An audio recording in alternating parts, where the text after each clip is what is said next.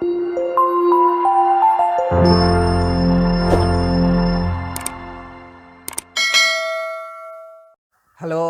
കുറച്ച് ദിവസമായിട്ട് നമ്മൾ വീഡിയോ ഇടുന്നില്ലായിരുന്നു. അതുപോലെ തന്നെ നമ്മൾ ഫയർ ബേസിൻ്റെ ട്യൂട്ടോറിയൽ സീരീസ് ആയിരുന്നു കുറച്ച് ദിവസമായിട്ട് ചെയ്തുകൊണ്ടിരുന്നത്.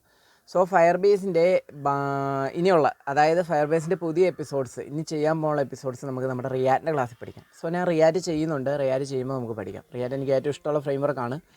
പിന്നെ നമ്മൾ ചെയ്തുകൊണ്ടിരുന്ന ജാവാസ്ക്രിപ്റ്റിൻ്റെ ഒരു ട്യൂട്ടോറിയൽ സീരീസ് നമ്മൾ ചെയ്തുകൊണ്ടിരുന്നായിരുന്നു. കോഡിംഗ് പഠിക്കാൻ ജാവാസ്ക്രിപ്റ്റിലൂടെ എന്നായിരുന്നു ആ സീരീസിൻ്റെ പേര്.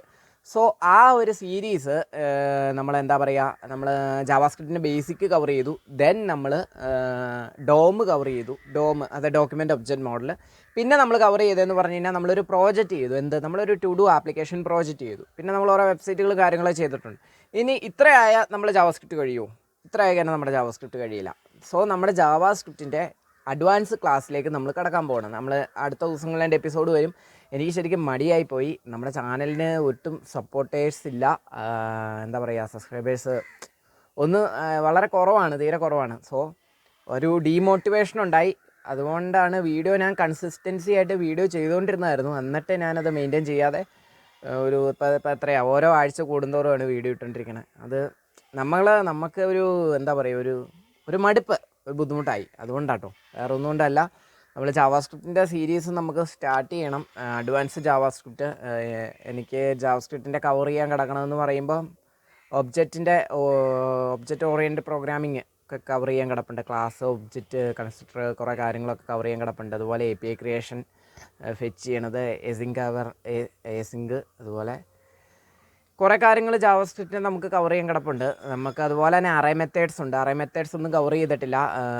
അതുപോലെ തന്നെ ആറോ ഫംഗ്ഷൻ കവർ ചെയ്തിട്ടില്ല. ഫോർ ഈച്ച് ലൂപ്പ്, അതുപോലെ തന്നെ അറേ മെത്തേഡ്സിൽ. പിന്നെ ES6ൻ്റെ മോഡേൺ ജാവാസ്ക്രിപ്റ്റിൻ്റെ കോൺസെപ്റ്റ് ഒന്നും നമ്മൾ കവർ ചെയ്തിട്ടില്ല. അറേ മെത്തേഡ്സ് എന്ന് പറയുമ്പം ഫൈൻഡ്, അതുപോലെ കുറേ കാര്യങ്ങളുണ്ടല്ലോ. അറേയുടെ കുറേ മെത്തേഡ്സ് ഉണ്ട്, അതൊന്നും നമ്മൾ കവർ ചെയ്തിട്ടില്ല.